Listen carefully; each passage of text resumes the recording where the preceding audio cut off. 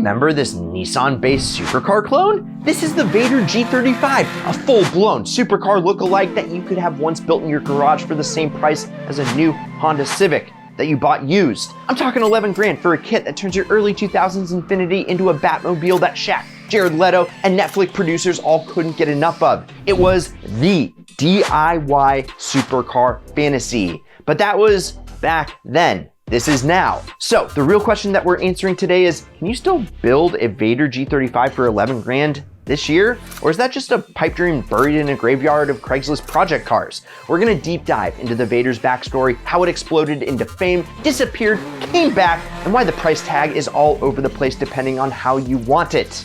Let's start it out with, okay, real quick, if you're watching this, you're exactly the type of person who's gonna wanna know about this. We are launching the Ideal Collective, our very own car club where you could win a fully built Ideal ride. Yes, it's 100% free right now. Sign up and learn about it when it drops. Click the link in the pinned first comment. Get on the front lines. What are you waiting for?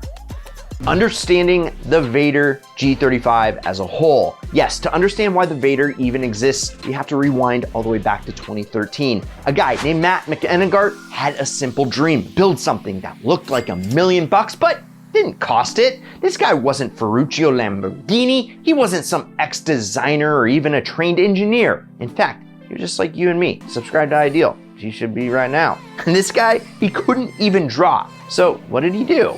He got some foam, he started sculpting, and he basically taught himself how to design a car. Yeah. Matt wasn't out to build a one-off showpiece either. His goal from day one was to make a kit, something that regular people could bolt onto a cheap car and suddenly be rolling around in a car that looked like it belonged on the cover of a racing game. And to do that, he needed the right platform. Enter the Infiniti G35 Coupe. Rear-wheel drive, decent aftermarket support, strong VQ engine that sounds like trumpets in the morning, and, well, it's melody at night. And most importantly, it was CHEAP, cheap. Back then, you could grab a clean one for under 4 grand. It was the perfect base for this Frankenstein creation. So Matt designed the Vaydor body kit specifically for the G35, and not just any G35, the 2004 to 2007 coupes only. That was the sweet spot. The bones were solid, the shape was right, the price was unbeatable. By the time that he launched the first kits, word spread fast. This wasn't just another body kit with some flares and vents. You could not tell that it was an Infiniti underneath. Aggressive lines, wide stance, and an unmistakable presence that screamed money, even if you built it in your garage. When my buddy called me up and said, yo, Brad, did you know that you could build a supercar for 11 grand? I said, no, there's no way. He said, yeah, the Vaydor G35, baby. Anyway, when people first heard you could build a car that looked like that for just 11 grand, they did not believe it. But that was the reality. The full body kit cost 11 grand. And with a used G35 going for around 4K back then, you were looking at a total project cost of just 15,000 bucks. I mean, that's cheaper than the most affordable new car on sale today by like half. And this wasn't some under the radar secret either. The Vaydor started popping up everywhere. Shaquille O'Neal, he bought one. It showed up on a Netflix show, Car Masters, Rust to Riches, and in Suicide Squad, Jared Leto's Joker drove a tricked out magenta colored Vaydor with white leather seats. Tasty. Suddenly, the Vaydor was internet famous. Car forums, they lit up. DIYers started documenting builds. Everyone from YouTubers to pro shops wanted in. It was the perfect mix of affordability, style, and, well, street cred. And it wasn't just about the looks.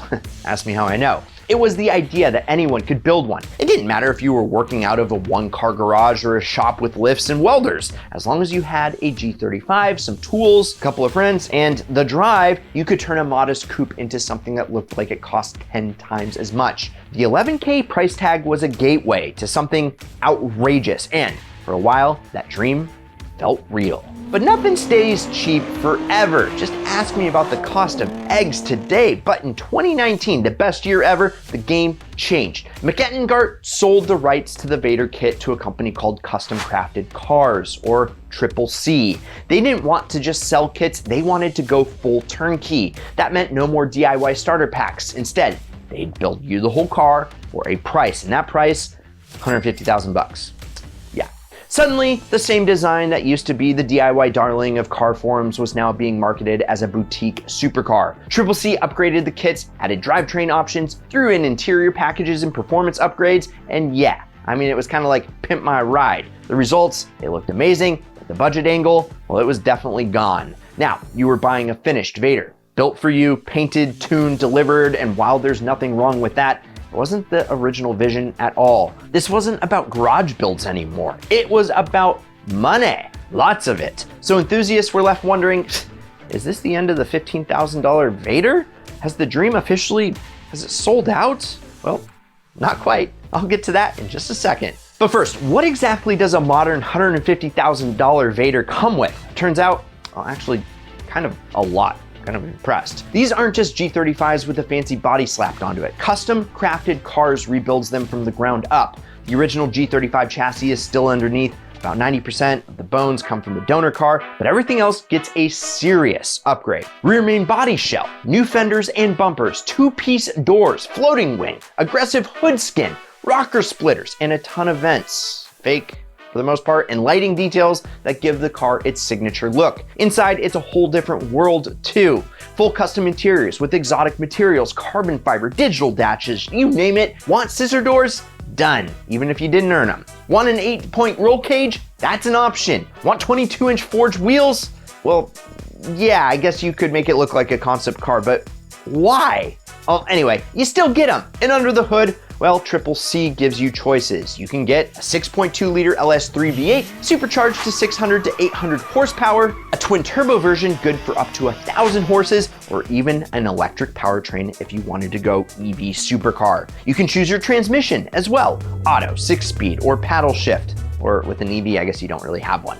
It's totally customizable. So yeah, you're paying over 6 figs, but it is a real car, like a kit car supercar. It's built like one, and in a world where base model supercars start at $250,000 plus, 1,000 horsepower Vaydor for $150K, well, doesn't sound that crazy, does it? But still, that was a far cry from $11,000 just a few years ago. So, is the budget option completely gone? Well, let's talk about that real quick.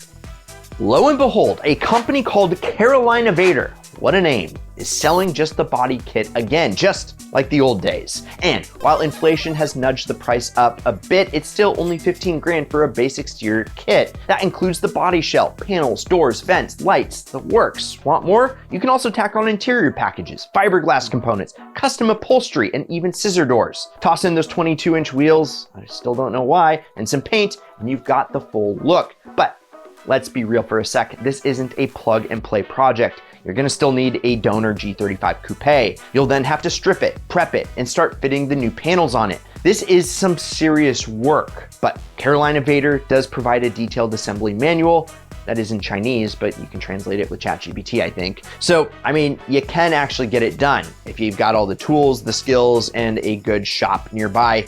I mean, you could essentially still build a Vaydor for under 40 grand total, especially if you're smart with sourcing parts and doing labor yourself. So no, it's not quite the $11,000 fantasy of 2014, but it's still one of the cheapest ways to get a supercar look in a streetable package. Now, I want to pump those disc brakes for just a sec. The Vaydor, it looks incredible, but driving one, well, that's where things kind of get complicated. First off, it's really big, wider and longer than a stock G35. That aggressive body kit adds visual drama, but also makes the car feel huge, like steering a boat through traffic huge. Tight corners feel very tight, and visibility, yeah, don't expect much of it. And unless you opt for one of those engine swaps, it still has the stock VQ35DE under the hood. That engine, it's fine, but don't expect Ferrari level speed unless you go all out on mods. The weight of the kit combined with the unchanged suspension can make it feel sluggish in the corners. It's more show than go unless you're willing to upgrade it. But if your expectations are something like, I want something that looks insane for the price, well, you're in the right spot. It'll look good in front of a 7-Eleven. Also, fun fact, back when Vaydor was peaking, there was another wild kit car company out there called the Gagliardi Vex. These things looked like a low-slung alien spacecraft built on a Porsche Boxer 986 or 987 chassis. The Vex used a handmade sheet metal widebody to create something seriously exotic. It sat super low, under 4 feet tall total, and over 6 feet wide. It looked like it belonged at SEMA, and the best part, you could buy a fully built Vex for around 45,000 bucks, which is wild, considering how good it actually looked. I'm pretty particular. But sort of like the Vaydor in 2019, they're basically gone now. Gagliardi stopped advertising the kit. No new builds, no new updates, no active community. The Vex was a flash in the pan moment that burned bright and fizzled out even faster. So, as of this year, the Vaydor is still technically standing. The Vex, not so much. So, let's answer the $11,000 question. Can you still build a Vaydor for 11 grand? Well, after everything's said and done, you probably know the answer.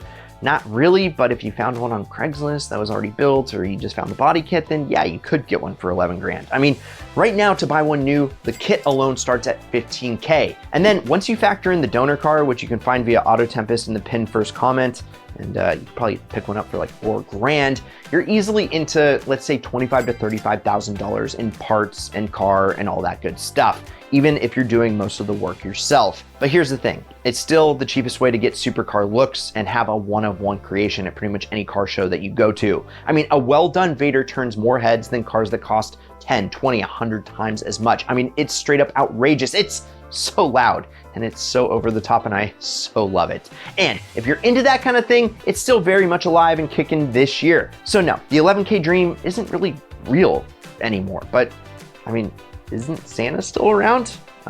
Anyway, I like the idea, and that is the thing, that if you can get one, buy it.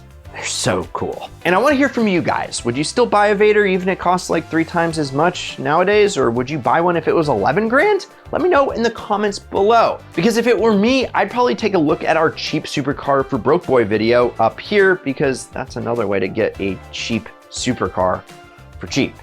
Or check out whatever YouTube recommends you watch next down here. I'm Brad, this is Ideal. We'll catch you next week, and promise me one thing, keep living the ideal lifestyle.